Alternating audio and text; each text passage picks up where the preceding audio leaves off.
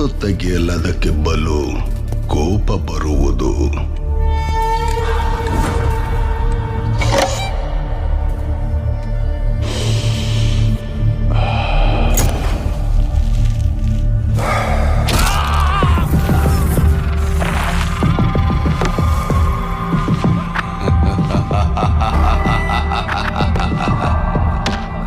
Photo ತೆಗೆದ ಕೈಯ ಪಾಪು ಮುರಿದು ಬಿಡುವುದು. ಸರ್ಸು, ಪಾಪು ಹೆಸರು ಕೇಳಲ್ವಾ?